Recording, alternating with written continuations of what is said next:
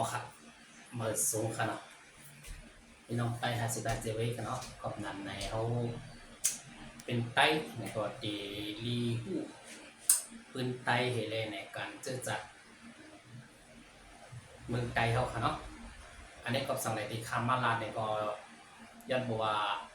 พอไต้เขามาลาดการเมืองไต้ไว้การลาดเตลาดนำเต้ครับคนลาดการเจอจัดในค่ะเนาะไว้การลองเส้นตั้งตัดดีไปครับมันถูกแมนว่าใต้เขาติมีเมืองกวนขออยู่5 อันมานั่นเองมันมีเอค่ะเนาะมันมีส่วนน้อยขนาดเพราะว่าบางเจอก็หาช่องทางหนังหือตีพียอดวิวขนาดนี้ค่ะก็มาสร้างมาหึงเขาค่ะเนาะสร้างมาอะไรเป็นหลายเรือนนะครับก็นั่นแหละครับก็พอมีเวลาข่าวยามเสร็จเนี่ยออกคลิปลงคลิปขนาดย้อนสั่งอะไรก็นั้นเพราะว่าเขามาลาดนี่เราคือไต้หรือว่าพึ่งไต้เขาในค่ะเนาะก็เพราะว่าเขาอ้วนรุ่นใหม่นี่ก็เขาก็หลงอ้วนด้วยการเมืองเปิดเฮ็ดซึ่งหือ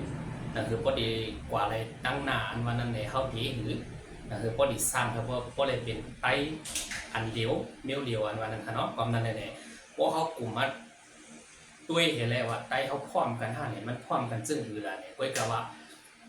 การพร้อมกันนั้นวันนั้นในตีเต้มันเฮ็ดอะไรอยู่ค่ะเนาะเฮ็ดอะไรซึ่งหือละเนี่ยย้อนตัวว่าเขาก็รู้ว่าตัวโลกโซเชียลค่ะเนาะเมืองประเทศจังคือก็เพราะว่าเปิ้นมีเมืองในเปิ้นเล่นละครน่ะแม่นว่าเปิ้นเล่นเจิงเฮาตัวยไว้ค่ะเนาะเปิ้นก็ว่าเฮาซ้ำยอมเฮ็ดจอมเสิได้แน่เฮาซ้ำมีใครมีเมืองก่อนขอนว่านั่นนี่มันก็ถูกดีฮู้อยู่ว่าเนาะ70 ปีจะได้80 ปีเอาค่ะเนาะไว้กรรมบ่แล้วเมืองมันเริ่มกูสิ่งกูอย่างมันเริ่มแหลกลาย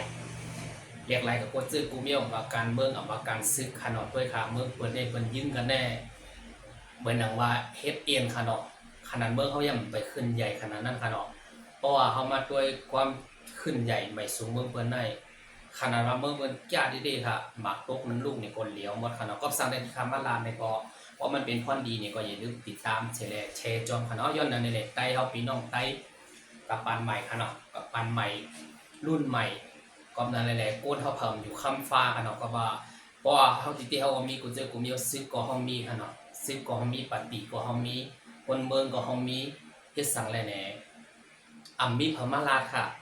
เริ่มตึกโซนเฮาพี่น้องคนเมืองเฮาปกป้องใจเรื่องการจื้อจัดลองการบ้านการเมืองอันบ้านนั่นคือบ่ดีเลยก่อนขอหลายรอดแล้วอันนั้นแหละเฮามาตกอยู่เมืองเพิ่นได้ก็เป็นขี้คามันก็ค่ะเนาะความนั้นแหละเหมือนเฮาเนี่ยเพิ่นเอาเฮ็ดต่างเอ็นไปทางมาเดียวค่ะมาเมืองมานมาเมืองไทยมากว่าเมืองขี่มาเดียวเลยค่ะเนาะพี่น้องแห่งการหยานเมืองทั้งนั้นค่ะมาอยู่เมืองไทยก็เนาะย้อนเบอร์จึ้นนั้นได้เฮาดีขึ้นตึกโซนคนรุ่นใหม่เฮาป้องใจการเจอจัดเฮาป้องใจหน้าที่ตัวเก่านั่นคือบ่ติมีเมืองก่อนขออันว่านั่นแหละปาน10ปานมาแล้วเนี่ยไปมีพม่าฮัดลาดค่ะเนาะก็นั้นได้เขาก็ติตึกโซนปอดสั้นๆหมดเลยเนี่ยเพราะมันดีกว่าเอาเพราะมันเบากว่าปล่อยค่ะเนาะย้อนนั้นแน่ๆคลิปจะได้เพราะว่าเฮาหมู่ม่วนด้วยเนี่ยอันที่เขาออกมาลาดคือโก้บางโก้ก็ออกมาลาดข่าวจอมอันเป็นเตะมีเตะบางเจอก็เอาแนวทางดีว่า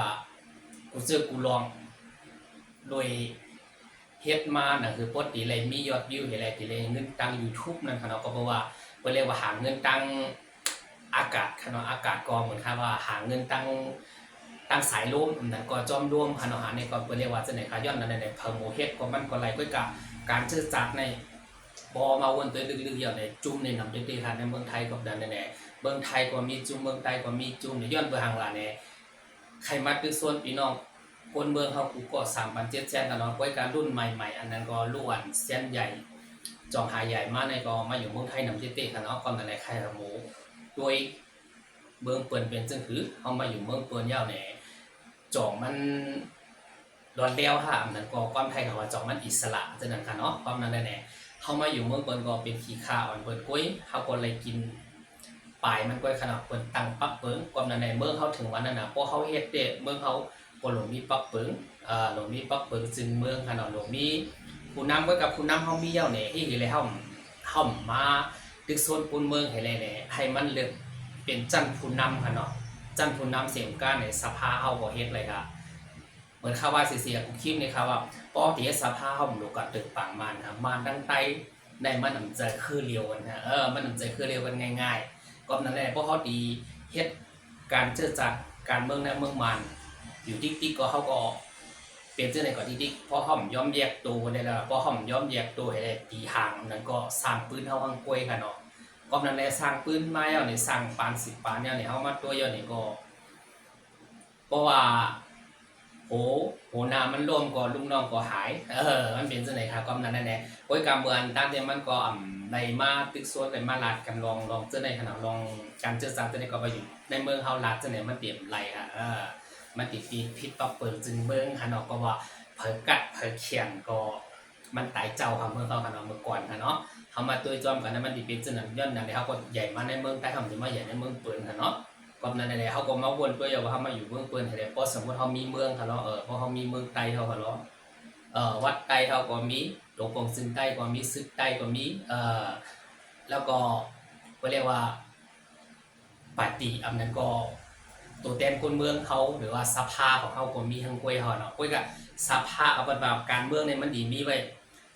3เมียวค่ะเนาะ1ผู้จอยการเมือง2ซึก